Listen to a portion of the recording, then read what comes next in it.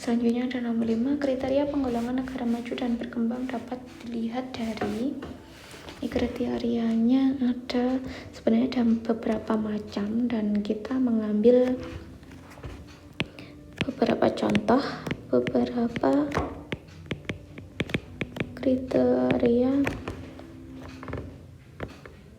negara maju dan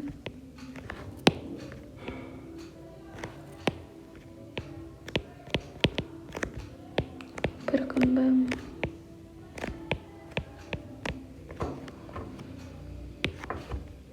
Yang pertama ada dari IPTEK dalam penggunaan di negara maju dia sangat canggih, sudah berkembang, jadi nyaris semua masyarakatnya paham akan penggunaan IPTEK. Kemudian untuk negara berkembang hanya sebagian orang saja, hanya sebagian masyarakat yang paham atau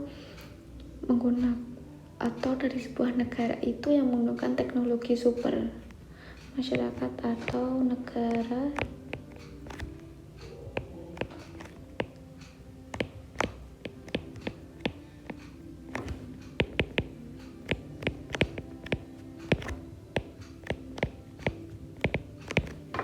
Kemudian yang kedua adalah dari segi ekonomi. Ekonomi di negara maju ini didominasi oleh pekerjaan jasa.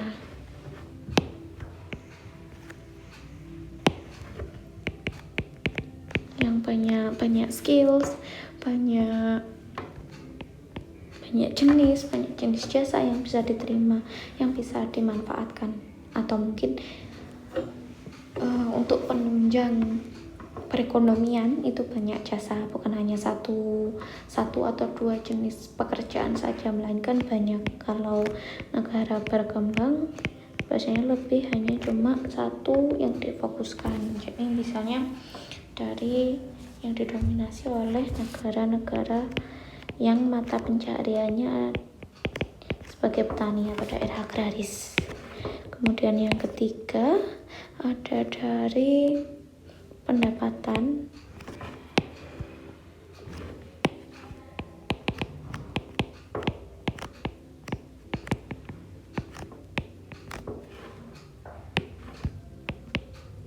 Pendapatan di negara maju itu tinggi karena mereka biasanya melakukan lebih dari satu pekerjaan, di mana dalam salah satu pekerjaan tuh membutuhkan skills yang mumpuni.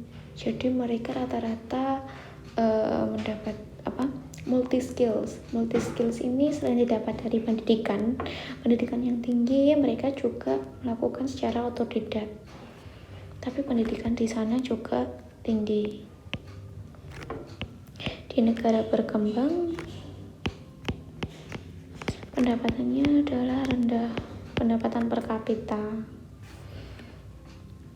Kemudian yang keempat adalah kualitas ini jadi dari sumber daya manusianya sendiri bisa bersaing apa tidak.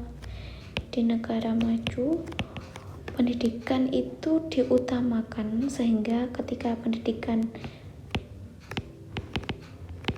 diutamakan, sehingga dengan pendidikan maka masyarakatnya mampu bersaing secara global maupun internasional.